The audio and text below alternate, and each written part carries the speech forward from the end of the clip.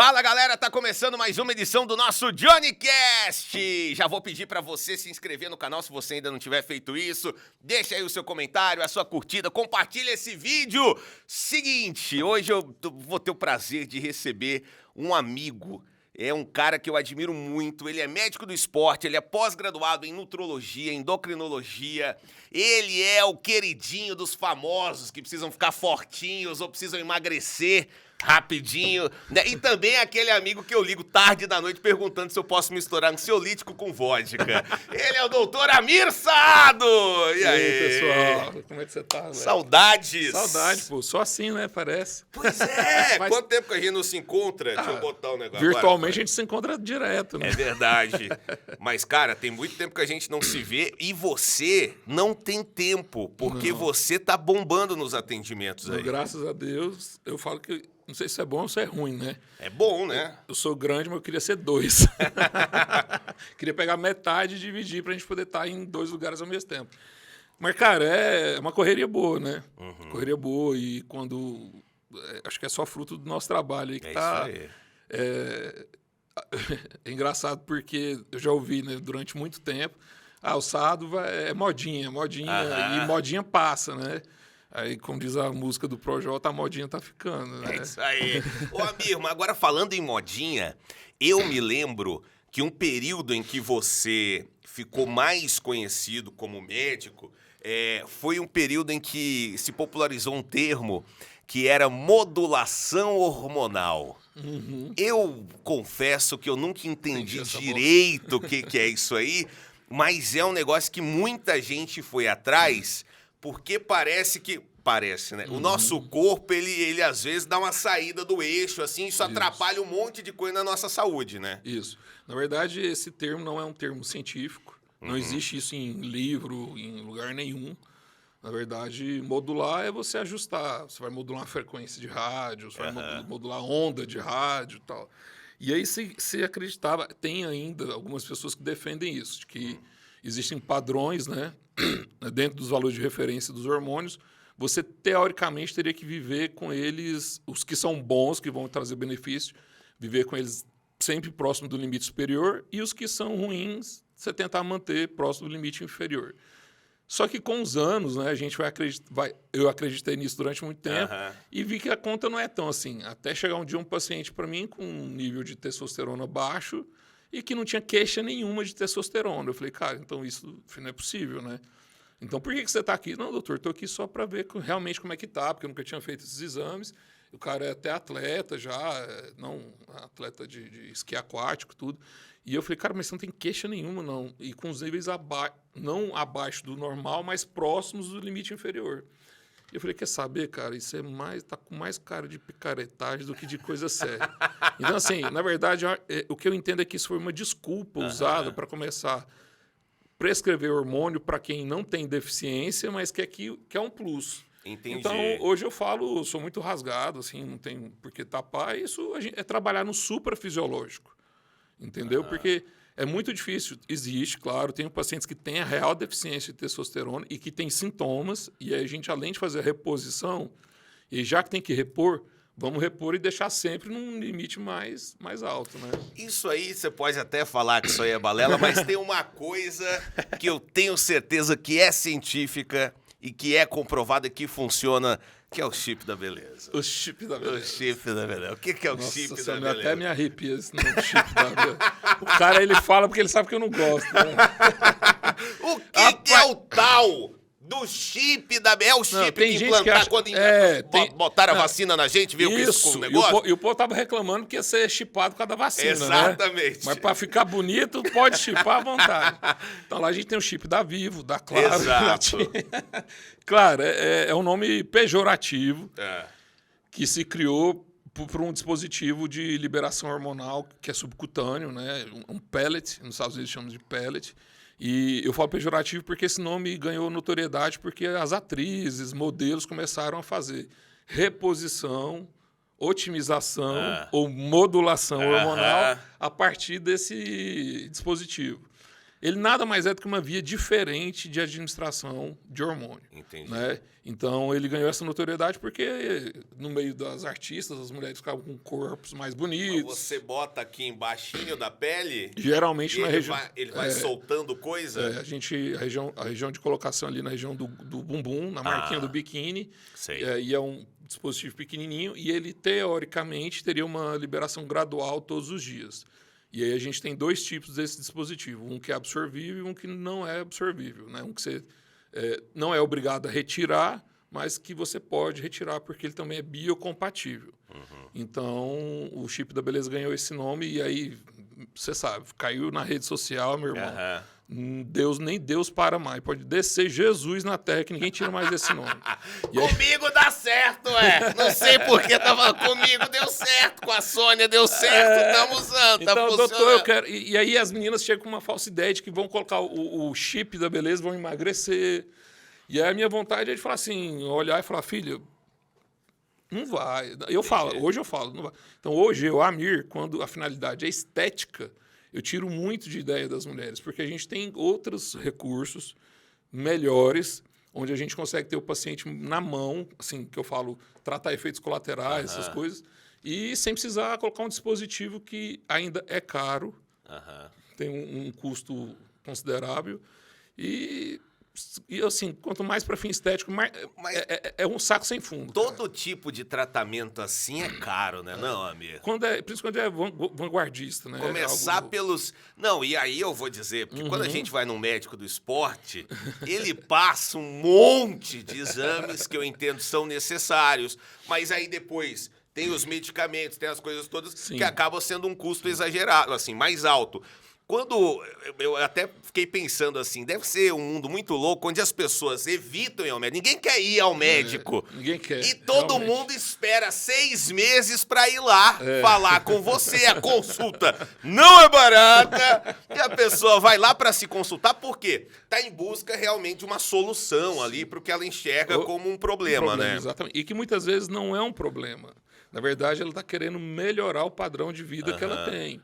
Então, a gente, por exemplo, o perfil hoje, a gente tem muitas pessoas buscando emagrecimento, mas a gente tem muitas pessoas, né, que aí é quase 50-50, quase 50%, que querem, na verdade, otimizar sua performance naquela atividade física que eles fazem. Então, então, a pessoa já treina há algum tempo, pratica um crossfit, pratica beach tênis, pratica vôlei, pratica qualquer coisa, natação. E aí sente que o corpo também já deu uma estagnada na mudança, na composição corporal, quer dar uma melhorada. E muitos querem, na verdade, desempenhar aquela atividade com mais energia, com mais disposição. E o que é legal que está acontecendo, que aí vem da coisa das redes sociais, do fato da gente estar presente e também atualizando a turma, é que muitos também entendem que a busca tem que ser por uma otimização de vida, e não só para a atividade física. A atividade física ela faz parte da vida da pessoa. Então, não tem como falar, o João chega lá e fala assim, doutor, eu quero ficar bem para fazer o crossfit. Irmão, você não faz só crossfit, você é pai, mãe, sei lá, filho, filha, você faz outras coisas na sua vida, então você tem que estar bem para tudo. As pessoas têm ido já com essa cabeça, Graças a Deus, pelo menos assim, eu não sei se é um trabalho que eu faço nas minhas redes sociais, porque hoje 60% dos pacientes que me procuram vêm da rede social. Legal. Né? E eles já entendem que o que eles... acho que quando você procura um profissional, você já conhece a linha de pensamento dele, o raciocínio. E isso também... A gente faz isso para também, aí sim, modular o raciocínio das pessoas para elas entenderem realmente o que elas querem. Esses dias mesmo eu fiz um stories, um Reels, na verdade, falando sobre cansaço. As pessoas elas não querem sentir cansaço mais. Como se fosse algo anormal sentir cansaço. E é super normal, é um sinal de alerta. As pessoas estão querendo virar super-homem e Mulher Maravilha, entendeu? A necessidade de render, de fazer, produzir o dia inteiro. E nisso, cara, assim. tá entrando o uso de várias medicações aí, onde deixa a pessoa com a capacidade intelectual super alta, capacidade de poder de concentração. E aí, assim, chegam pessoas que a gente às vezes tem que chegar lá e acalmar a pessoa. Fala, bebê, segura a emoção e vamos, Mas né? tem remédio pra tudo Pra também, tudo, né? Tem remédio pra ficar feliz, tem remédio pra ficar acordado, tem remédio pra ficar concentrado, tem remédio pra dormir, tem remédio pra tudo. Pra tudo. Então, e aí, sabendo disso, e é claro que vocês médicos utilizam dessas medicações quando necessário, né? indicado, Exato. sim. Mas aí a pessoa já não vai com a ideia de que você vai passar um remédio pra ela, assim? Cara. Falar, cara, ele vai me passar o remédio. Eu não gosto de exercício, eu não quero praticar, mas eu quero emagrecer. Não como verdura. Como é? E me aí, passa um remédio. É até bom você falar, vamos abrir um parênteses, né? Que fique claro que para emagrecer você não precisa fazer atividade física. Você precisa comer menos do que você gasta ao longo do dia. A atividade física ela vai te inserir num lifestyle saudável, ela vai te fazer manter o peso perdido por mais tempo. Entendi. Mas aí a pessoa chega... E o que é engraçado, porque hoje, assim, as informações correm, o Dr. Google tá aí, né? Então... Nossa, eu já pensei que fosse morrer umas 8 vezes já. Eu falo, tô sentindo uma dor aqui, eu olho, Olha é lá, só não. coisa ruim que aparece. Menos gases, né? Exatamente. Não aparece Gases. apendicite, mas não aparece gases, né? Exatamente. Então, assim, as pessoas elas vão meio que já assim... E a gente com o feeling, com o tempo de formado, de consultório, você vai vendo quando a pessoa decorou os sintomas para falar que tem, para poder justificar a prescrição. Porque a maioria das coisas, dos sintomas, eles são subjetivos, são sintomas que a gente não consegue ver num exame. A gente não consegue objetivar isso no exame. Então, a gente tem que acreditar na fala do paciente, né? E aí você vê muita gente cavando pênalti, vamos dizer assim, para poder receber aquela medicação que quer.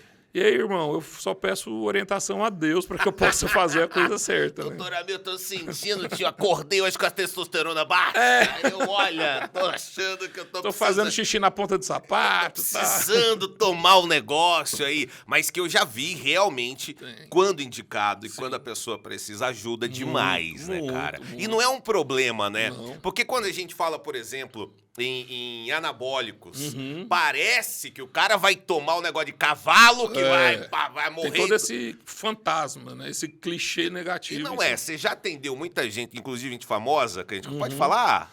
Ué, pode. Por exemplo, o Matheus, que eu acho que é um caso massa, do Jorge e o Matheus, que o cara era magrinho e tal, de repente começou a ir lá, e também treinando firme, e o cara cresceu pra caramba e tal. E o Matheus é a maior prova de que a questão da constância e E ele é um cara muito autodidata, eu falo. Tudo que ele pega para fazer sozinho vai bem.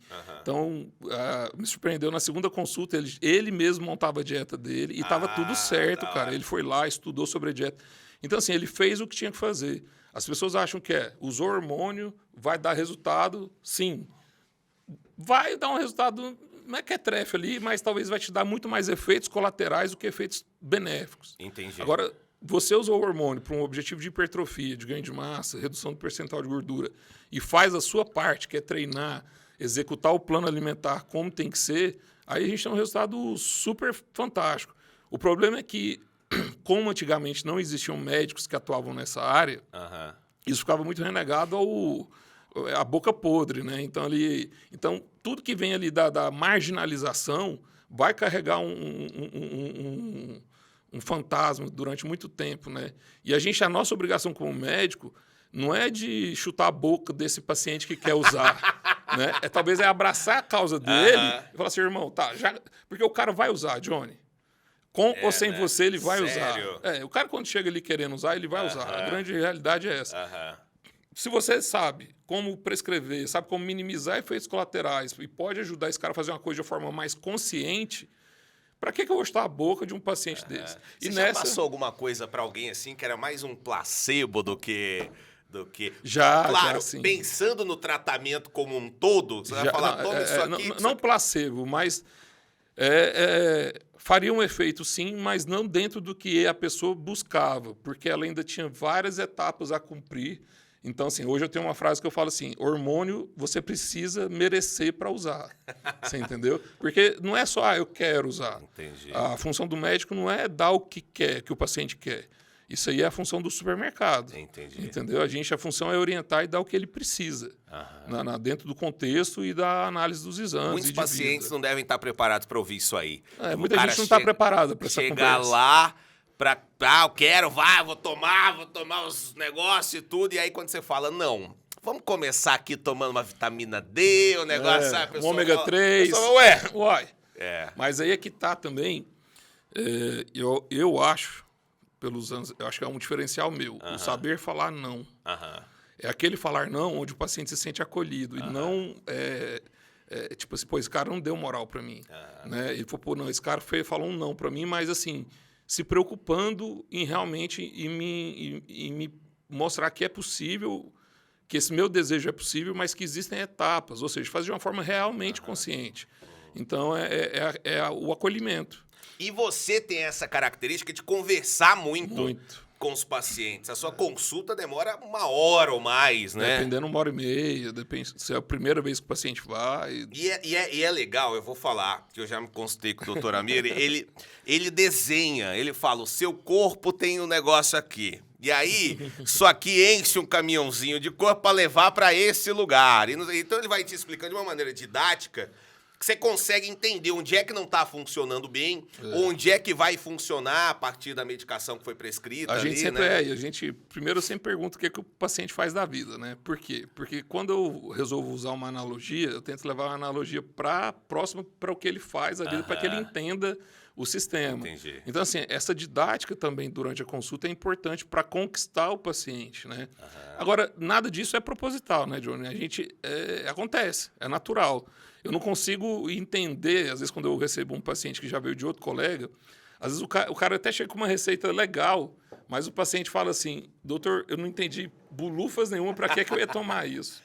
Entendeu? Sim. Então, assim, essa coisa de que sair... diabo é cortisol que eu fiz o exame, que eu não sei. Eu tenho que tomar isso. Para que serve isso? O que isso faz no meu corpo? Qual que é a diferença de eu tomar isso? Eu vou morrer, não vou? Então, assim, doutor, quais são os efeitos? Eu vou tomar isso aqui. Então, assim... Eu falo que 1/3 da consulta, o terço final da consulta, é explicando a receita para o paciente, né? E explicando quais colaterais pode se esperar de cada medicação. Amir, não chegam uns caras lá, umas pessoas assim, para consultar e falam assim, então por que você não é magérrimo? Ou então por que você não é fisiculturista? Mas então? já chegou várias vezes, né, cara? E aí eu falo, é uma escolha. É uma escolha, né? Eu não quero abdicar de alguns prazeres da vida que você acha que está disposto a abdicar. Porque o paciente também, ele vem querer um resultado que ele não sabe onde ele está pisando, entendeu? E aí, muitas das vezes, até falam, realmente não é fácil ter um shape assim e tal. Mas esse dia eu até mostrei no Instagram a minha evolução ao longo dos 10, 15 anos, né? Eu já cheguei a pesar 134 quilos, com 1,74 m que eu tenho. Eu cheguei a ter um percentual de gordura de 55%. Caramba, de gordura. Metade de mim era saudade, outra metade era banha. Então... Isso quando é que foi isso aí? Isso foi na faculdade. Quando eu formei. Claro. O cara estudando medicina. Não, São José Ribeirão Preto. Ribeirão Preto, imagina. Pinga, farra e foguete. Pinguim. Então, assim, e o mais difícil é se manter. E eu tenho plena consciência que eu não estou no melhor shape da vida e tal. Até voltei a fazer dieta recentemente. Mas uma coisa que eu nunca larguei foi a atividade física desde então. Porque desde criança eu fui ligado ao esporte, né? Porque eu fui uma criança gordinha, então eu tenho a genética, né, da família da minha mãe toda para ser acima do peso. E a galera chega, mesmo. Cara. Tem gente que é o magro de ruim, que não engorda, mas nem com... Cara, faz o que não come, pratadas e não sei o quê. E tem a pessoa que ela já tem uma coisa de ser gorda. Sim. Eu acho que eu tenho isso aí, amigo. Não tô brincando, porque eu sempre fui uma criança gordinha. E sempre que eu estive mais ou menos magro, eu nunca me enxerguei magro. Hoje eu vejo fotos de quando eu tava fazendo dieta pra emagrecer. Falo, meu Deus, mas eu tava magro aqui e tal. Então eu nunca achando que tava gordo. Isso, nunca consegui enxergar isso. E sempre é um custo, assim, pra perder peso, não, cara. Eu vejo isso. Isso aconteceu. Eu vejo minhas fotos quando eu entrei na faculdade, que eu era magrelo e eu me achava gordo, né? Então, assim, na verdade, para obesidade tem genes que alteram a questão da fome, do acúmulo de gordura mais rápido. Isso não é balela, só que isso não é motivo para você se encostar na genética e não fazer nada para mudar. Você entendeu? Qual que é a dificuldade? Você vai ter uma dificuldade maior do que quem não tem essa genética. O magro de ruim, ele pode até ter uma genética, mas se você parar para observar uma pessoa que você considero magro de ruim, é uma pessoa que no dia a dia ela é mais agitada. Ela fala, ela anda de lá para cá, ela não fica quietinha, ali quietinha. Você vai, toda vez que você acha que ele come muito e não engorda, porque quando você encontra com ele comendo, ele come muito mesmo. Só que ele demora a comer de novo. Entendi. Então, se fizer o cálculo de calorias que ele ingere ali ao longo do dia, mais a taxa de movimentação dele, e se ele ainda pratica um esporte, ele tem um gasto energético total do dia grande. E porque não existe... A família do meu pai toda é magra, então eu sou magro. Eu conheço pessoas que têm a família inteira magra e são obesas, por conta do comportamento alimentar e do estilo de vida que levou. E gente que é magrinho, quase até metade da De vida, família daí obesa. pra frente, Tem isso também. engorda muito também. Aí né? eu falo que é o gordinho da prosperidade, né? o cara não tinha dinheiro para comer, depois começa a ganhar grana, se tal. casa, quer engordar casa. Você vai... Aí vai para restaurante bom, beber vinho bom, né? Tudo. Exatamente. Aliás, bom tem e uma melhor. história ótima de restaurante e vinho com a gente, né, amigo? A gente... Eu vou fazer um parênteses para contar, porque você me lembrou que isso aqui é muito bom. Que a gente foi fazer um curso, inclusive, do Luiz Fiore, que é um puta de um cara, hein? Devia trazer aqui, inclusive. Que é chefe, né? Ele é mestre, assim, churrasqueiro. Chefe churrasqueiro, é. Cara foda. Tinha o Armazém de Churrasqueiro em Goiânia, depois ele tinha aquele lugar chique que abriu de carnes. Esse mesmo. Eu não lembro. Também não lembro, mas é maravilhoso. E aí a gente foi fazer um curso de churrasco. Lá no Armazém de Churrasqueiro. Isso, com o Luiz Fiore. E aí, lá vendia vinho. Lá vendia vinho. E a gente começou a pedir vinho enquanto assistia o curso. Com várias outras pessoas. Ninguém bebendo, Ninguém bebendo. Eu e o Amir no fundo, tomando Só vinho, os diferentão. assistindo o curso. De repente, a gente começou a conversar alto e dar risada. E a galera que tava fazendo o curso olhava assim, né? Mas, senhor, me dá um pouquinho também. Cara, a gente atrapalhou O curso inteiro. O curso de todo mundo. Fiore, Ninguém desculpa. aprendeu porra nenhuma, incluindo a gente, que, pô, hoje o churrasco é mais, bem ou, mais ou menos. menos, né? E a gente ainda saiu desse dia e foi parar num pit dog. Pit dog. Essa é a história. Essa é a história. Maravilhoso. Quer dizer, você tem os seus prazeres também exatamente. com a bebida e tudo. E assim, e a vida, na verdade, é a tentativa de equilibrar essas coisas. O que acontece muito, assim, na hora quando a gente fala de perda de peso, de emagrecimento?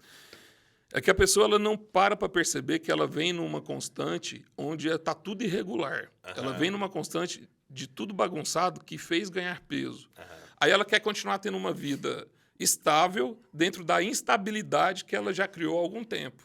Então não dá. Primeiro é retomar essa estabilidade orgânica, física, mental, não sei, mas é tentar voltar ao normal para que ela possa aí, a partir daí, ter uma vida normal, onde as concessões, onde o equilíbrio faça sentido. Eu vi uma pessoa falar outro dia, a Débora Moss, nutricionista, Débora, ela falou o seguinte, ela falou, o mundo não vai parar para você fazer dieta. Exatamente. Não tem como. Eu vou fazer dieta, mas agora é dezembro, tem as festas, então eu não vou. Eu vou começar a tomar o remédio, mas não posso beber. Então vou esperar o final de semana, que eu começo. Então, ou seja, você nunca faz. Exato. A Moss, ela lida muito bem com isso nas redes sociais, né? Eu a conheci quando ela ainda não era conhecida.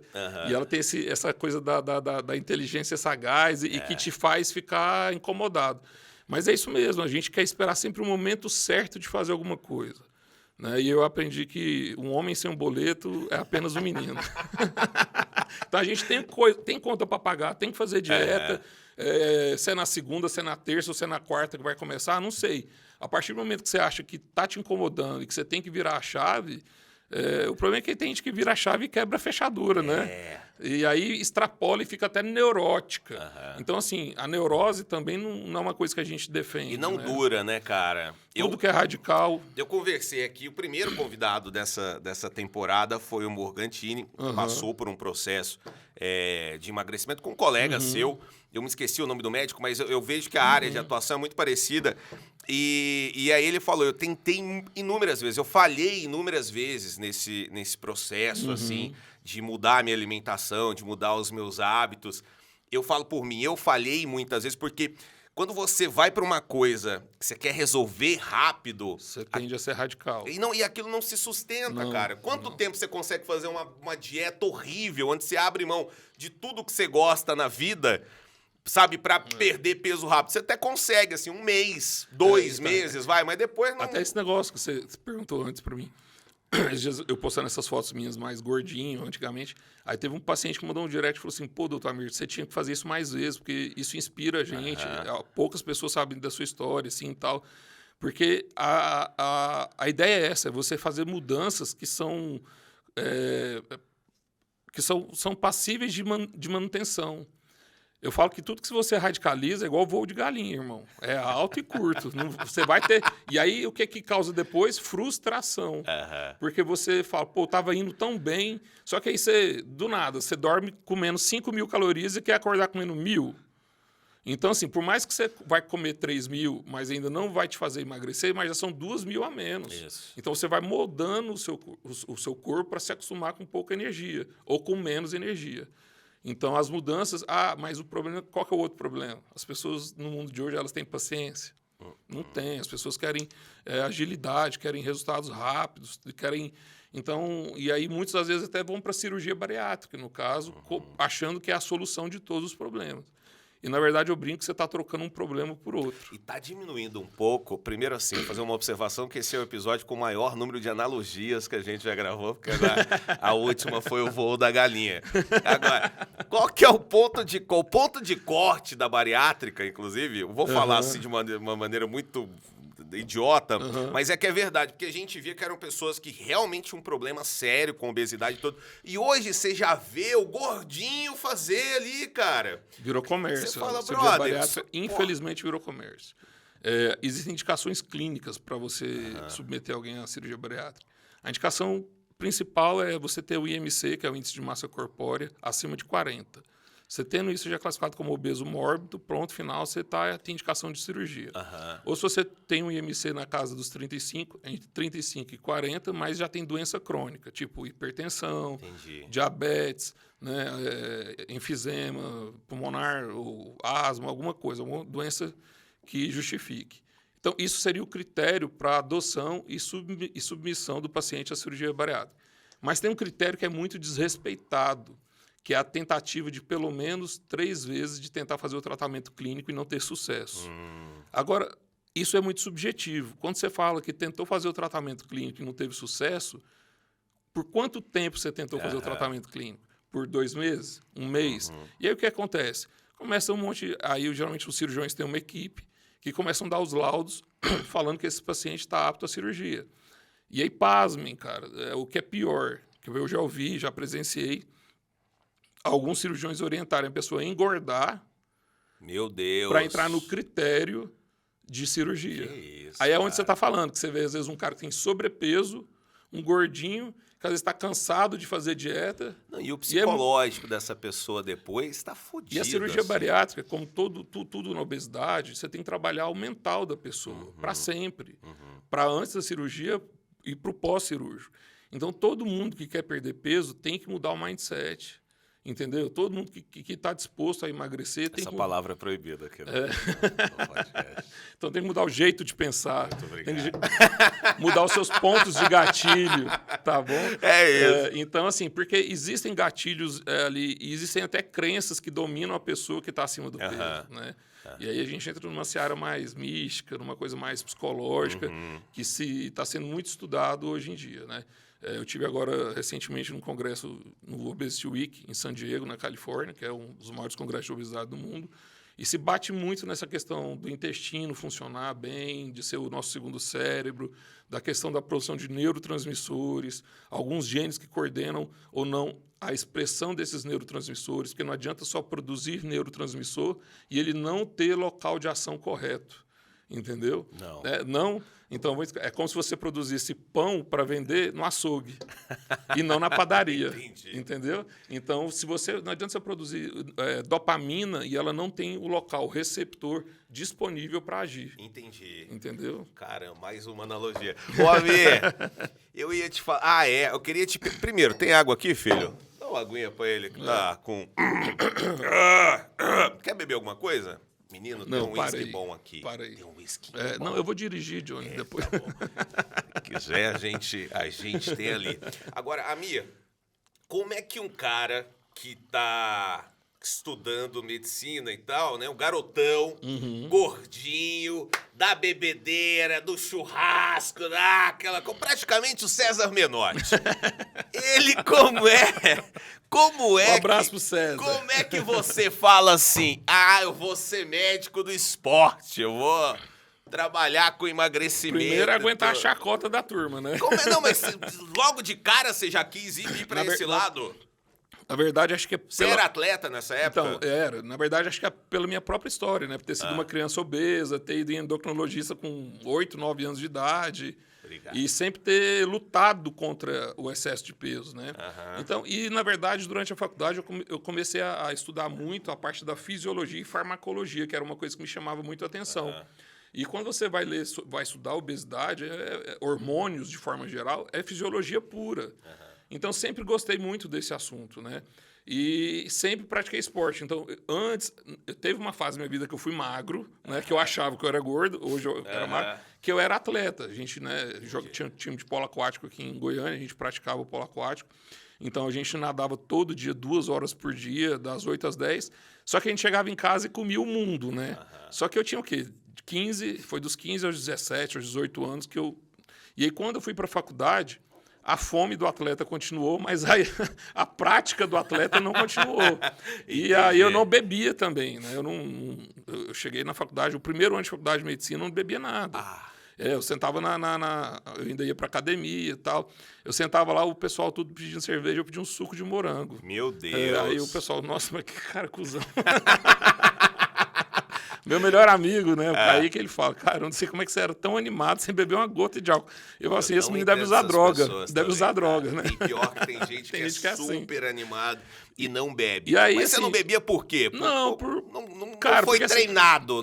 Acho que sua família não bebe? Meu pai mesmo até hoje não bebe. Eu lembro quando meu pai me descobriu que eu estava bebendo, ele me chamou para conversar e parecia aquelas propagandas de usuário de droga, sabe? Onde a luz acende em cima de você. Meu filho, para que você está fazendo isso? Você não precisa disso para ser uma pessoa melhor, tal. E aí, Ribeirão Preto, né, pai? Música sertaneja. Não tem como. Festa de segunda a segunda. Ambiente universitário, morando longe dos pais. E a gente tinha um lema em Ribeirão que para beber não precisava ter dinheiro, precisava ter vontade. Então a gente tinha uma turma de amigos muito bacana, muito unidos, são meus amigos até hoje. E aí o negócio degringolou, né, cara? Esse Saado seu, ele é de onde, Amir? Ele é sírio, Você tá né? falando do seu pai aí? Meu pai. Vem do meu pai, que é um imigrante árabe, né? Meu pai nasceu em Damasco, capital da Síria. Na verdade, nasceu num povoado próximo. Seu pai é imigrante? Meu pai nasceu no povoado próximo a Damasco e veio para o Brasil com 18 anos e hoje ele habita a região do extremo norte de Goiás, antigamente, hoje considerado estado do Tocantins. Do Tocantins, tá lá. Ô, Amir, me conta um negócio aqui. Você disse que praticava esporte e aí você falou, teve um ponto que você falou, eu era mais magro, eu praticava esporte e tal. O corpo, existe uma discussão e muita gente tentando abrir a mente das pessoas em relação a isso, sobre o corpo gordo ser apto, porque a pessoa pode ser gorda e ser um atleta, como a gente vê, por exemplo, eu adoro o NFL, né? Os defensores ali, cara, e tal, e são atletas de ponta mesmo, e pode ser uma pessoa saudável, apesar do corpo gordo. Isso ainda é muito... É muita polêmica, né? Porque a gente sabe que o tecido adiposo, né, a gordura, ela funciona como um órgão endócrino também. O tecido adiposo hoje é reconhecido como um órgão endócrino porque libera substâncias, libera hormônios, mas o pior de tudo é você liberar citocinas inflamatórias, que são substâncias que inflamam o corpo, entendeu? Então, assim, ele tem uma alta performance porque ele é treinado para aquilo e ele achou um esporte onde o perfil corporal dele se encaixou. Entendi. Entendeu? Mas a vida útil dele dentro do esporte, a gente não sabe como é que vai ser. Entendi. E o que é pior, Johnny, é o pós-parada do esporte. Então, o cara, assim, ele tem força, aquela força bruta, né? Você pega aqueles caras da Strong and Man, os caras não têm estética, mas são fortes, os caras arrastam caminhão Eu tal. lembro do Jair, do Esporte Espetacular, que o cara era o homem mais forte do Brasil. Ele tinha muito músculo, mas também tinha um percentual de gordura alto, né? Porque era uma reserva energética dele. Só que a gente sabe, não é o fato de praticar esporte ou de praticar o esporte de alta performance, na verdade, ele não te dá saúde. É um engano da população geral. Todo praticante de esporte de alta performance, ele é alta performance porque a alta performance ela está fora do padrão básico do ser humano. Então, isso não é teoricamente saudável. Você pega aí jogadores de futebol que não fizeram mais nada depois quando pararam de jogar futebol, todos engordaram. Entendeu? Você pega aí um Paulo Nunes, que já é marombeiro, um Pedrinho, que você vê comentarista, tá bem. O Túlio Maravilha, que você encontra aqui na academia. O Túlio, esses tempos eu vi ele na academia aqui, ele tá melhor do que na época que ele jogava. Travado. Esteticamente falando. Mas não é a realidade da maioria. Por quê? Porque o cara passa tanto tempo ali fazendo um esporte, treinando em alta performance, que a última coisa que ele quer ver é uma academia, alguma coisa assim. Então, a questão de poder praticar, sim, se é saudável ou não, o tempo vai dizer. E o que as pessoas acham é que eu tenho para mim, e muitos colegas da área corroboram com isso, né? Porque se eu tenho para mim não é porque eu tirei da minha cabeça, isso é lendo, né, na literatura médica. Não existe gordo saudável, cara. Não existe. Pessoa com percentual de gordura alto, saudável. Às vezes o exame está normal, mas o exame é a foto de um filme. Né? Então, aquilo ali, eu sou bem categórico. Até porque aí vai para outras explicações fisiológicas. Por quê? Por exemplo, que você pode pegar uma pessoa obesa com os níveis de colesterol normal. Né? Na verdade, o colesterol ele tem que estar dentro da onde que ele está. Qual que é o habitat do colesterol? É a célula de gordura. Então, quanto mais gordo é a pessoa, mais células de gordura ele tem. Então, mais compartimento para armazenar colesterol ele tem. Ficando proporcional. E aí, quando você faz o exame, você está dosando o colesterol de onde? Do sangue. E muitas vezes o colesterol desse obeso não está só no sangue, está lá no tecido adiposo. Ele ainda não foi liberado para a corrente sanguínea. Né? Não é a maioria, mas acontece. O Jô Soares mesmo falava, né? Que sou um gordinho saudável, meus exames são normais, e não existe isso. A gente sabe que não existe. Porque ao longo prazo, a gente entendendo que o tecido adiposo é inflamatório, aumenta muito os riscos, né? Principalmente os riscos cardiovasculares. Ô, Amir, eu vou pegar essa palavra que você usou aí, inflamatórios. Queria falar comigo? Tá joia. Que pessoal, às vezes passa, dá um oi, eu falo, tá tudo bem. É saudade. É, o movimento. Agora, gravar em praça é isso, né? Passa alguém que você... O tio da pipoca ali. Exatamente. Essa palavra que você usou, inflamatório, virou também uma trend na internet. Dos alimentos inflamatórios. Tal do leite, coitado do leite. Não, tem um negócio que eu acho ótimo. Porque o homem é o único animal na vida adulta que toma leite. Leite é feito para bezerro. Exato. Toma o leite não da sua mãe. Né? Toma o leite de outra espécie. De outra espécie, ainda pior. Cara, não, isso é uma loucura essa. Isso aí foi um colega médico e um senhor médico que começou a plantar essa ideia. E, cara, é uma babaquice, né? Agora, existem pessoas, sim, que tomam leite de vaca e elas não digerem bem esse leite. Como não digerem bem outras comidas também. Né? Por exemplo, você vai conhecer uma pessoa que, de repente, come repolho e não digere bem. Come pepino e não digere bem. Acho que quase ninguém digere bem um repolho. Então, assim, na verdade, essa coisa... alguns alimentos... Existem, sim, alimentos que têm potencial inflamatório, mas, de novo, o que vai fazer ele inflamar mais ou menos é a quantidade que você ingere. Entendi. E você realmente testar se aquilo te faz bem ou não. Né? Às vezes tem gente que come pão, aí passa mal, começa a ficar estufada, aí acha que já tem intolerância a glúten. Entendi. E esquece que o pão não é só feito de glúten, tem outras coisas. Tem pão que você vai na padaria, que você compra, tá quentinho, você manda uns 2 para dentro ali, com a manteiguinha, aí o miolo nem assou direito. Ele vai terminar de assar onde? Dentro do seu estômago. E aí fermenta, aquele negócio cru, fermenta, e você acha que você tem intolerância a glúten. Eu fico empapuçado toda vez que eu como pão. Geralmente quando são 2 pães com hambúrguer, bacon, negócio no meio. Eu acho que é uma intolerância a bacon nesse caso. Eu acho que é o pão, sabe? Alguma coisa que faz mal, assim. Então, essa coisa de alimento inflamatório, assim, existem, sim, alimentos que têm uma capacidade de inflamar, mas tudo vai depender da quantidade.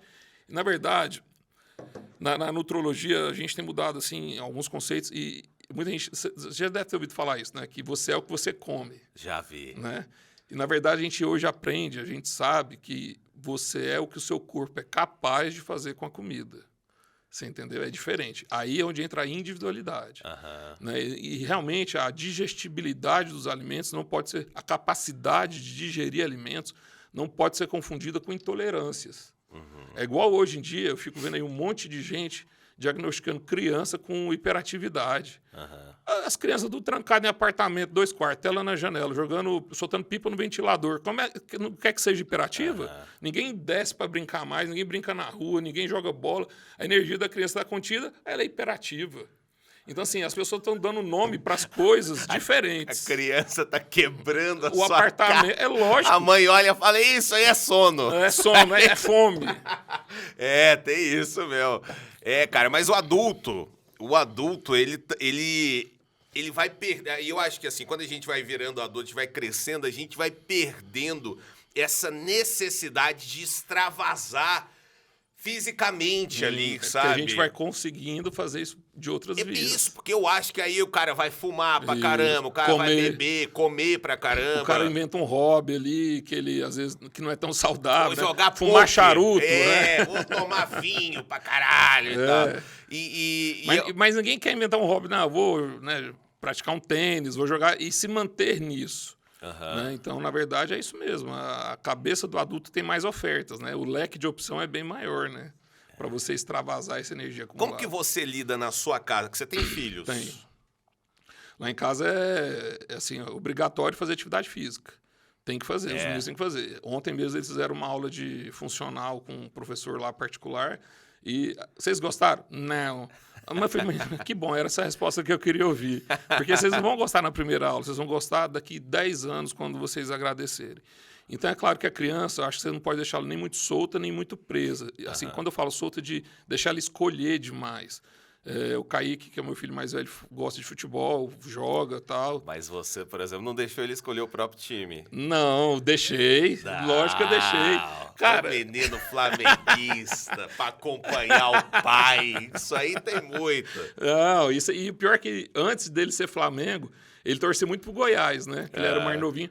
Só que aí ele pegou a onda, eu falei, ele vem da geração 2019. Né? A geração 2019 que viu aquele time do Flamengo, né, destruir. E então, aí ele se empolgou com o Flamengo e resolveu torcer. Mas eu, hora nenhuma... Cara, uma coisa que eu não faço é impor nada para os meus filhos. Você pergunta para a Valentina assim, Valentina, o que você quer ser quando crescer? Ela fala maquiadora. Eu falei, beleza, então que seja melhor. É só isso. Legal. Né? Eu não vou desmanchar o sonho, porque a vida vai mostrar as coisas para eles. A vida, os amigos, as influências externas vão mostrar o que eles podem ou não podem ser. E eles acreditarem neles mesmos, né? Então, eu deixo ele sempre muito à vontade. Só que tem coisas que a gente impõe pensando, porque é obrigação do pai o quê? Cuidar do filho. Claro. Então, lá em casa, por exemplo, Valentina não toma refrigerante com 8 anos de idade. E não é por falta de falar assim, testa. Esses dias a gente estava no japonês, ela comeu um negócio com pimenta, só tinha um refrigerante, a água dela tinha acabado, ela foi pegar a coca, ela... Nossa, não sei o que é pior, se é a pimenta ou se é a coca. O Kaique já toma uma coquinha de vez em quando, a gente pra limita. mim já é surpreendente uma criança de 8 anos comendo comida japonesa. Também, exatamente. Os é... dois adoram, se deixar todo dia comem comida japonesa. Ô, amigo, teve uma fase da sua vida que você trabalhou, e eu não sei bem como é que foi isso, no Serra Dourada... Foi, né? Eu era plantonista da ambulância da Unimed. Mas dentro do campo ali? Aí daquelas pra ambulâncias... atender os atletas? Se acontecesse alguma coisa ali. Na verdade, eu já trabalhei no Altas Horas, já trabalhei no Faustão, já trabalhei nos bastidores, né? Não, mas sério? Sério, lá em São Paulo. Quando eu fazia residência em São Paulo, eu dava plantão de ambulância, né? E a equipe de ambulância que eu dava plantão, ela fazia a área protegida, ou seja, tinha um convênio com a Globo. E aí, um belo dia, um amigo meu que já estava lá antes de mim me indicou, porque era um plantão tranquilo, você ganhava para ficar vendo o programa. Não acontece nada, o fogo tá pegando fogo, bicho! Ali de vez em quando no máximo atende uma bailarina com uma torção de tornozelo, tá? Mas eu atendi muitas tiazinhas que saíam da churrascaria, porque o Faustão, ele liberava para a caravana ir lá na churrascaria comer por conta dele, da Globo e tal, e depois ir pro programa. Aí as tiazinhas que tava com os remédios da pressão descontrolada, chegava lá na ambulância passando mal. Então, durante muito tempo, o tempo que eu morei em São Paulo fazendo residência de clínica médica, eu era plantonista na gravação do Altas Horas, fui plantonista na gravação do Faustão, do Ao Vivo do Faustão, na passagem de som do dia de sábado, o Jô. Assisti o jogo várias vezes por trás das câmeras ali. Cara, que massa. Muito massa. E foi uma experiência que foi bem diferente, porque era um jeito de eu... Na época eu já sabia que ia ser pai, e eu tinha que levantar uma grana, e também não podia me matar de trabalhar para estar bem para a residência, né? Então... Cara, desses plantões, como é que chama? Essas unidades. Essas unidades de ambulância. Eu visitei a do Rock in Rio. Nossa. Já não era tão tranquilo, não. cara. Eu dei um plantão tinha desse... uma galera assim que eu dei um plantão realmente... desse... o primeiro Lollapalooza, o primeiro, que foi na Chácara Maeda, em São Paulo, depois você pode puxar no Google, eu era um dos plantonistas da equipe. Foi para nunca mais dar show em evento, meu irmão. Chegou uma hora que eu falei assim, cara, não adianta. Se eu for pôr soro glicosado na veia de todo mundo que chega aqui louco, nós não vamos... O que eu mandei fazer? Peguei um garrafão daquele de 20 litros de água, falei, enche de tangue, vamos procurar suco e tangue, enche de açúcar, deixa o negócio doce. Na hora que chegar um bebum aqui, nós dá um copo para ele beber e glicosa o cara via oral. E aí você só via os bebum encostados e... Porque melhora mesmo? Melhora, cara, porque açúcar, né? Rápido, o cara tá ali horas bebendo, usando droga, sei lá o quê, e loucão. Então, assim, trabalhar... Eu já trabalhei, cara, em tudo que você imaginar na parte da medicina antes de chegar no consultório. Então, trabalhar em show, eventos, essas coisas, é um caos. Você acha que você vai curtir o show, que você vai... O único show que eu curti mesmo, assim, que eu assisti, foi um show do Rush, lá no Morumbi, que aí realmente a galera era mais velha, tava mais consciente. Não vai meter a cara em bebida. Não, aí foi mais tranquilo, deu pra assistir o show. Falar em trabalhar de tudo que é jeito, agora você já é muito atuante no online, né, nas suas redes sociais. Aliás, amigo, a gente tá vivendo assim um momento dos médicos influencers, assim, que é o cara que ele compartilha não só... coisas ali... Técnicas.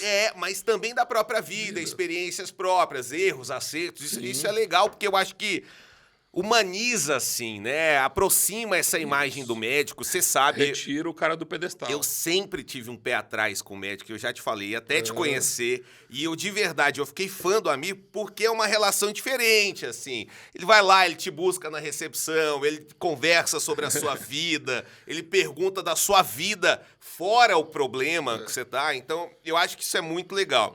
E agora você vai fazer um curso... para leigos. Isso. Porque eu, inclusive, fui a uma palestra sua de Penetra que você estava fazendo para nutricionistas, né? A galera da saúde e tal. Mas agora é um curso para leigos, assim. Pra gente como eu, que não bulhufas de nada, mas que quer aprender como levar uma vida melhor. Isso. Né? A gente está lançando aí, a gente já lançou a primeira turma, graças a Deus esgotou.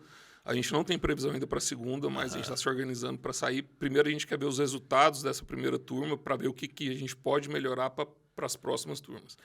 E a ideia partiu do... Na verdade, eu sempre tive esse desejo, mas o desejo nunca foi de fazer algo para médico. Porque eu acho que médico tem que entender... O médico ele tem outras fontes para poder tirar suas dúvidas, mas para ajudar aquela pessoa, de repente, que não tem a grana para ir na consulta, mas que também está muito perdida em orientações, ou que fica o dia inteiro, às vezes, no Instagram, no Google, e aí fica entre a cruz e a espada, entre informações que são contraditórias. Então, a gente tentou moldar esse curso de uma linguagem fácil, uma linguagem entendível, ali onde você nivela a sua linguagem com o público leigo e que seja uma ferramenta de utilização prática também. Né? Ali eu não vou ensinar a tomar remédio, não vou ensinar... Né? Nós vamos desmistificar algumas dietas que existem. Né? Ali a gente tem um módulo da dieta, que até a gente vai soltar para os assinantes agora essa semana. Então, a gente tem um módulo que fala sobre dietas, fala sobre metabolismo, né? Porque muita gente fala assim, doutor, meu metabolismo está lento, né? Será que é mesmo lento? Então, a gente explica o que influencia o metabolismo. Então, é um curso voltado para o público leigo. A nossa proposta é para que janeiro já consiga soltar, mas a gente quer que, em meados de fevereiro, estourando março, a segunda turma já esteja disponível. Muito bom, ô Amir. Eu acho que, assim, já deu certo porque esgotou. Eu acho que é muito legal pra gente, pra aquilo que você falou, para as pessoas que não têm noção nenhuma, não vão a Estão consulta. confusas, né? É, precisam. E aí você falou essa história das dietas, desmistificar algumas dietas. Quais são, assim, se você fosse enumerar um top 5 de groselha que você já viu na internet, assim, que você fala, cara, isso aqui é, como diria Caetano, isso aqui é burrice. Isso aqui é o jeito que você fala de um jeito burro. Porque... Cara, na verdade não é nem burrice, né? Eu acho que tudo que você extravasa para todo mundo acaba dando errado. Entendi. Né? Na verdade... Mas o chá seca a barriga. O chá seca a barriga aí não é Funciona. uma dieta, né? É um golpe, né? E o golpe tá aí Não, e cai quem quer. dieta do É a dieta da caganeira, né? Dá caganeira? Eu não Deve sei dar, nem né, usar. Johnny? Eu Deve nunca tomei dar. também. Eu também nunca tomei. Até que minha barriga não tá seca. Mas, assim, são coisas esdrúxulas. Na verdade, são promessas. Aí é onde eu quero que o pessoal entenda. Não existe almoço grátis. Entendi. Entendeu? Se existe almoço... Deve estar existindo, porque tem muita gente comendo esse almoço aí toda hora. Mas a questão é tudo que é muito fácil. O processo de emagrecimento, tanto quanto o processo de hipertrofia, de ganho de massa, não é nada fácil. Porque você tem que quebrar conceitos que muitas vezes estão ali perpetuando na pessoa há muito tempo. Você tem que ajudá-lo a moldar o raciocínio. Então, tira o glúten que emagrece. Não, você não vai emagrecer porque você vai tirar o glúten. É porque quase tudo que tem glúten tem carboidrato. Entendi.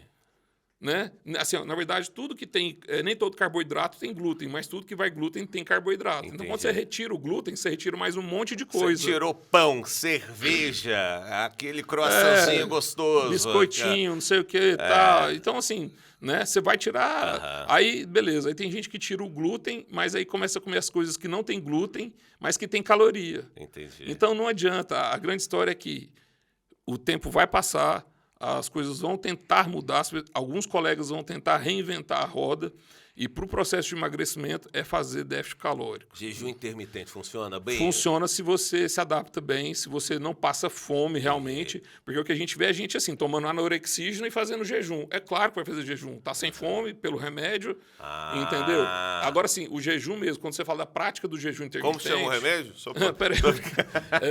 Tô brincando. Me fudei de graça, pode Então, assim, o jejum ele tem que ser uma coisa natural, né? E também respeitar a janela de alimentação. O que é? Então, por exemplo, um protocolo 16/8, onde você fica 16 horas em jejum e 8 horas comendo, não adianta nada. Nas 8 horas você comer todas as calorias... Igual filho da puta. Exatamente. Como se estivesse preso numa jaula e foi solto, claro. Entendeu? 16 horas é até fácil, cara. Porque você dorme o quê? 7, 8? É essa a ideia. Mais 8. Aí você vai almoçar ali pelas 2 da tarde, Beleza. entendeu? E só que aí, o que acontece? Se você chega a partir das 2 da tarde até 10 da noite, que é a hora, né? Você tá acordado geralmente aí, você comer 5.000 calorias, você vai engordar. Então, o jejum, porque o jejum tem, cientificamente, o jejum tem uma proposta também de melhorar o metabolismo de alguns elementos específicos da nossa bioquímica orgânica, como a ação das sirtuínas, que são proteínas, são substâncias que vão melhorar o metabolismo.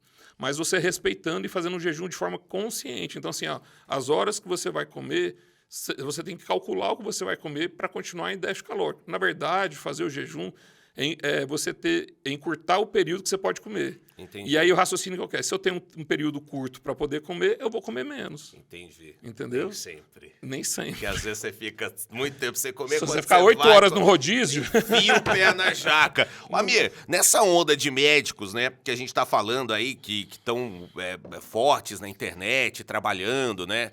Estão blogueirando aí, né? Os outros médicos, os mais tradicionais, assim, eles não pegam no pé, não? Eles não ficam putos de você? Por exemplo, você falou, 60% dos meus pacientes vêm pela rede social. E aí o outro não fica puto, assim, de você estar usando essa ferramenta? Na verdade, eu brinco que a classe médica, do que ao contrário, que muita gente acha que é uma classe... unida, é uma das mais desunidas. Aí você fica sabendo que todo mundo é desunido, né? Advogado e tal. E, então, assim, eles ficam, na verdade, algumas normativas dos Conselho Federal de Medicina precisam ser reatualizadas para a nova era que a gente está passando. O Covid, por exemplo, trouxe coisa boa em relação a isso. Por exemplo, a possibilidade de fazer consultas online, que era totalmente inadmissível pelo Conselho Federal de Medicina. Então, isso é uma coisa que ficou, porque você consegue alcançar pessoas de lugares onde muitas vezes não tem especialista, né? Mas com a questão da divulgação do trabalho médico, o CODAME, que é o órgão dentro do Conselho Federal de Medicina que fiscaliza o marketing médico, ele também precisa ser atualizado. E, na verdade, a gente vê que tem um pouquinho de dor de cotovelo dos mais antigos, porque eles não estão dispostos a se atualizar, né? Eles não estão dispostos a usar essa ferramenta da rede social.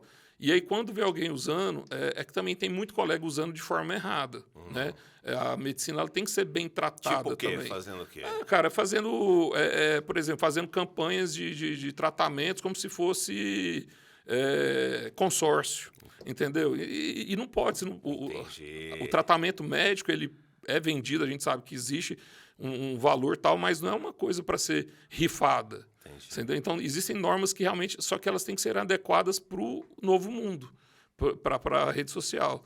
Então, existe sim, só que é uma inveja disfarçada em regulamentação da boa prática médica.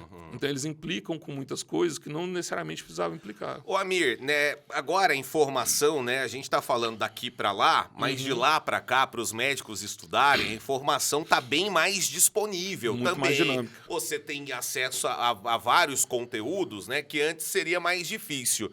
Seguindo, aí partindo daí, não é muito fácil também as pessoas se colocarem como especialista em alguma coisa. Acabou de rolar uma pesquisa, um negócio... A pessoa já vem, já lê um artigo, já se vende como... É isso que o CRM... Eu acho que aí, nesse caso, o CRM tinha que ser mais fiscalizador. Por exemplo, o coleguinha vai lá, faz um curso em Harvard, online, né? Ele achou... Mesmo que ele foi lá, em Boston, e fez o curso, aí ele já lança na bio dele lá. Obesidade em Harvard. Aí o que isso incita o público leigo a achar? Que ele é endócrino.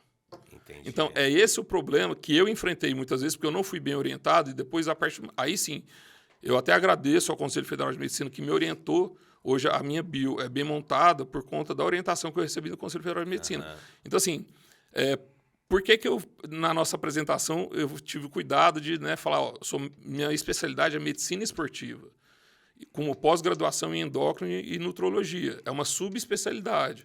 Se eu falar na rede social que eu sou pós-graduado em endócrino ou nutro, isso me faz entender que eu sou especialista. Para o leigo. E na medicina, as pós-graduações ainda não são reconhecidas como especialidade. Você só é especialista a partir do momento que você faz o título, a prova de título de especialista, ou faz a residência médica naquela especialidade, que você fica ali 2, 3, 4 anos dentro de hospital, e também, mesmo assim, ainda precisa fazer a prova de especialista. Então, tem sim, muito colega que faz o cursinho de final de semana, aí coloca lá, você falou do chip, né? Aí coloca assim, especialista em implantes hormonais. Não existe essa especialidade. Entendi. Não existe especialidade, eu sou especialista em emagrecimento. Não existe isso. Eu sou, agora, se você quiser colocar uma frase lá, saúde e performance, beleza, tranquilo. Agora, você fala, tudo que incite o público leigo a achar que você é especialista em alguma área da medicina, isso é proibido. Especialista só porque você aprendeu, né? Eu fiz um curso de vinhos, eu sou especialista e às vezes o coleguinha tem 1 ano de formado, que carga de vida ele tem para falar que é especialista em alguma coisa? Porque eu acho que a especialidade médica, Johnny, ela é ampla. Você tem que ser especialista em pessoas. Você tem que ser especialista em gerir emoções, em gerir frustrações, em equilibrar a expectativa. E é o que eu mais faço hoje no consultório, porque você chega com pacientes com alto nível de expectativa no tratamento, que é irreal.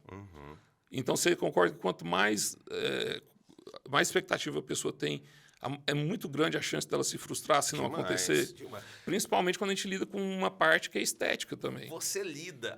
Totalmente. Totalmente. Pô, tem gente que vai falar, você prefere ser mais ou menos doentinho e lindo? Ou você prefere ser 100% saudável e ter um corpo que você não gosta? Tem gente que vende alma pro diabo, né? Não tem jeito. Como é que você lida com essa... Você falou do recém-formado e tudo, e aí de jeito nenhum vou generalizar aqui os estudantes de medicina, evidentemente. Mas como é que você lida com essa galera que tá estudando? Você tem contato com esse povo? Você fala, meu filho, vai por aqui, não faz isso aqui. O problema chama-se ego. Tem pessoas que aceitam não é uma crítica, mas é um toque de alguém que já está há mais tempo no mercado. Eu falo assim, cara, eu queria ter tido um Amir na minha vida como amigo para poder me orientar, falar assim, não faz isso. Só que quando você faz isso com algum colega, ele acha que você está com inveja ou que você está, tipo assim, chateado porque ele está tomando o seu lugar. Entendi. E é o que eu falei, o lugar, não existe tomar lugar de ninguém. Goiânia tem quase 2 milhões de habitantes, tem gente para todo mundo atender. Eu acho que as pessoas têm o médico principalmente, tem muita essa coisa do ego ferido, de você opinar, falar assim, cara, você vacilou. Agora sim, eu tenho amigos que são estudantes de medicina, que estão próximos a se formar e já leem bastante, já sabem muito mais do que muito médico já formado, porque os caras gostam do assunto ali. E aí, como eu tenho liberdade, às vezes os caras postam umas coisas assim meio erradas, eu vou lá no direct e falo, eu até chamo de filho, né? O fiote. Né? Eu tenho os meus fiotes número 1, 2, 3. Depois faz um stories ali, refalando isso, tal. Aí, cara, aí o cara agradece, ele é grato pela correção que você fez de um jeito amistoso. Então, assim, a medicina ainda é muito alimentada por ego, né? Demais. É muito, muito ruim isso. Demais. Tem gente que é médico que não devia ser médico, Amir? Tem. Tem, né? Claro que tem. Em todas as profissões. Todas as profissões. Né? E ainda mais hoje, Johnny, que para fazer medicina é só perder a identidade, perder uma faculdade particular. Isso parece assim, né? Quando eu fiz vestibular, só existia uma faculdade, que era a UFG. Eu lembro que eu fazia vestitur, né? Eu saí rodando o país inteiro fazendo vestibular. Eu já saí do Rio Grande do Sul, de Santa Maria, para fazer a segunda fase da Estadual de Belém. Caramba! Eu estava lá fazendo a primeira fase de Santa Maria, recebi o resultado do Iapoque ao Chuí. Então, assim, correria de comprar passagem naquela época. Hoje não. Hoje o estado de Goiás tem mais de 15 universidades particulares, entendeu? Então, assim, o status, quem hoje está fazendo medicina por status, já está dando um tiro no pé, porque não tem mais o status que antigamente tinha. Hoje, medicina você faz porque você gosta mesmo, porque nem dinheiro mais está dando igual antigamente, cara. Dá um pouquinho aí. Você vive bem, mas fazer fortunas como galera ali na década de 60, 70...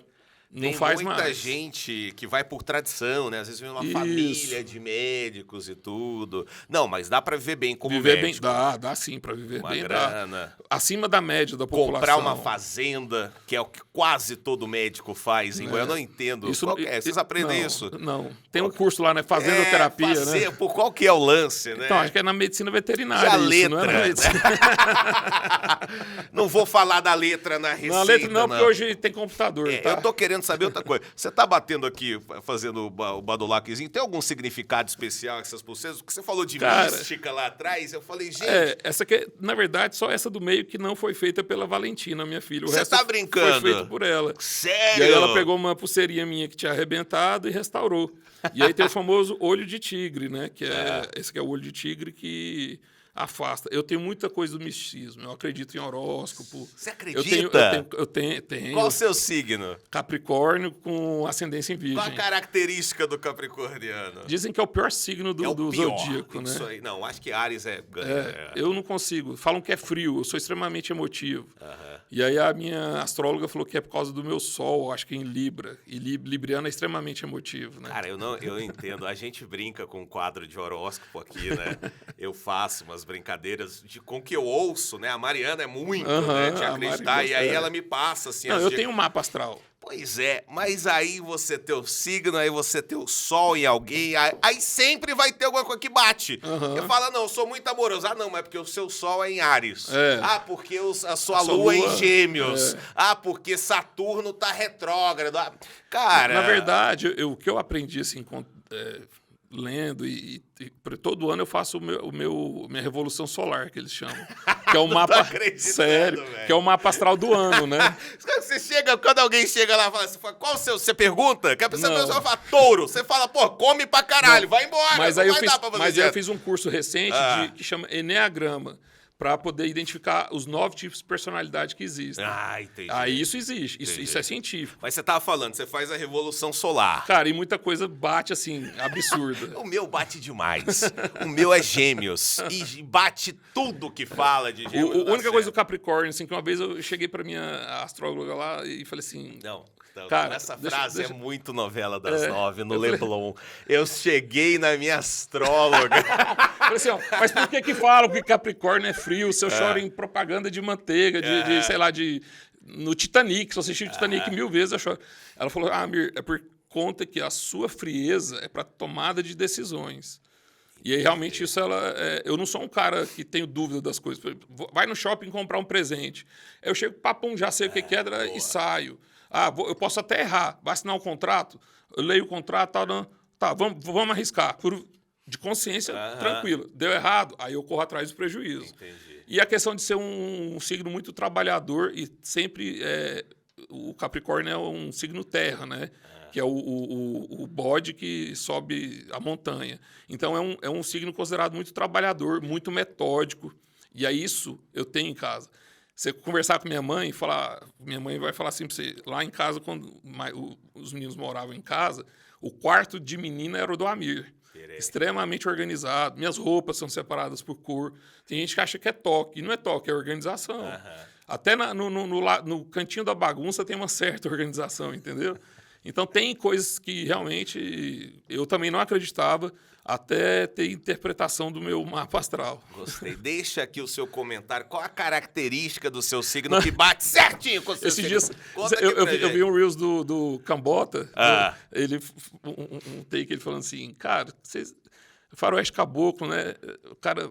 bandidão, sou João de Santo Cristo, né? Aí nunca mexa com um peixe com ascendente escorpião. Peixe de ascendente escorpião, ele fala aí. Foi até a Sofia, minha irmã, que no meio de uma briga, velho. Falava, que bandida esotérica, né? Amir, muito obrigado por você ter vindo bater esse papo comigo, cara. Obrigado pelo convite, Adoro cara. você sabe que eu também sou mora no seu meu coração. fã. Vou deixar você se despedir da galera, fica à vontade. Gente, obrigado e vocês tiraram um tempo do seu dia para poder estar aqui assistindo o Johnny Cast. É com imenso prazer que eu recebi esse convite aqui, como eu falei, convite de um amigo que é um irmão, não tem como negar. E nos acompanhe nas redes sociais, no @Dr. Saado, Dr. Saado. Ali vocês vão encontrar informação com diversão, informação com irreverência, informação também com seriedade, mas o importante é fazer vocês entenderem tudo que está sendo passado ali, tá bom? Conto com vocês porque a presença de vocês estimula a gente a continuar nesse processo. Tamo junto. Vai lá no @Dr. Saado que tem um vídeo do Amir de vestidinho. Um grande abraço pra você que acompanhou mais esse episódio. A gente volta na próxima semana. Tchau, gente!